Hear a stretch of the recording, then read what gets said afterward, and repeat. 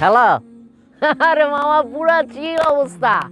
আর ঠিক আছে, ওকে, কোনো সমস্যা নাই। শুন, সারাদিন ঘুরমু ফিরুন, ভাই ব্রাদার মিলা চিল করুন বেটা। হ্যাঁ ঠিক আছে।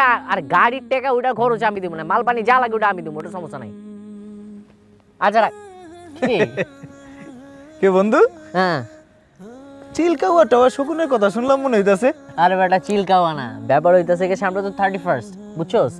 চিন্তা করতেছি ভাই ব্রাদার মিলে একটু খাওয়া দাওয়া মোজ মাস্তি। খাওয়া দাওয়া?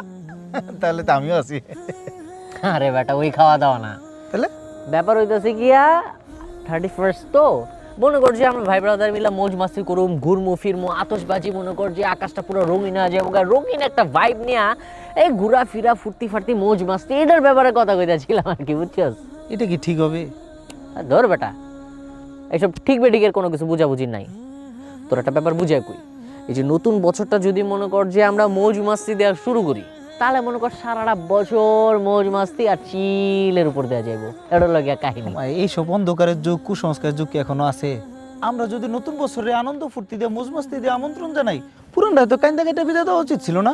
দেখ ভাই, ভাই ব্রাদার মিল্লা ঘুরমু, আনন্দ ফুর্তি করুম, মৌজ মাস্তি করুম, এই সবের ভিতরে এত কিছু চিন্তা করার কোনো দরকার আছে? অবশ্যই আছে। কেন আছে দেখ, এই দেখ।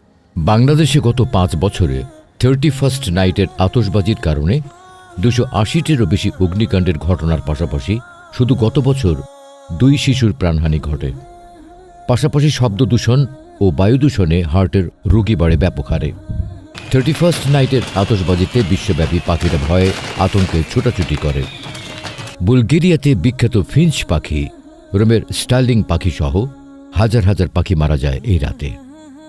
এই রাতে বিশ্বব্যাপী মদ বিক্রি কয়েকগুণ বেড়ে যাওয়ায় মাতাল অবস্থায় ড্রাইভিংয়ের ফলে সাধারণ দিনের চেয়ে এই দিনে অ্যাক্সিডেন্ট প্রায় 117% বেশি হয়। অ্যাক্সিডেন্টে প্রায় 42% মৃত্যুর কারণ মদ। অথচ বাংলাদেশে এই সময় প্রত্যন্ত জনপদের মানুষরা প্রচণ্ড শীতে খুব কষ্ট পায়। তাই একদল মানুষ এসব 31st নাইটের মতো থার্স্টি দিবস পালন না করে দূর দূরান্তের শীতার্ত মানুষদের জন্য গরম কাপড় ও খাবার নিয়ে ছুটে যায়। এবার ভাইবা দেখ, 31st নাইট পালন করে নিজে মরবি নাকি অন্যের মরার কারণ হবি? ওই কিরে, পাপ্পিরে পাইলি কই? তোর ওই জায়গায় কি করস? কি অবস্থা ম্যান? আরে বেটা, একদিকে হাঁসের মাংস আর ভুনা খিচুড়ি, অন্যদিকে হিসাব নিকাশ। হিসাব নিকাশ? কি এর হিসাব নিকাশ, কত একটু শুনি। গত বছর কি কি ভুল করলাম, সেই ভুল কিভাবে শুধরে চলবো। আর কতজনকে এবছর দাওয়াত দিছি দিনের পথে, সামনের বছর কয়জনকে দাওয়াত দিমু, এইটারও হিসাব নিকাশ এখানে হবে। এই বছর কতজনরে দান করতে উৎসাহ দিছি, আর সামনের বছর কতজনরে আরো বেশি দান করতে উৎসাহ দিম।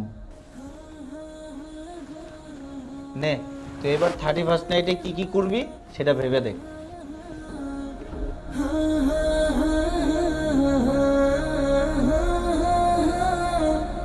যে পরিমাণে গুণা করছি, গুণাগুলার হিসাব করুম আর গুণা থেকে বাইচে থাকার লাগে একটা প্ল্যান করুম, এগুলোর হিসাব করুম এবার। আর আপনারা যারা আমাদের এই কন্টেন্টটা দেখতেছেন, তারাও এখন থেকে প্ল্যান করেন গুণা থেকে কিভাবে বেঁচে থাকবেন।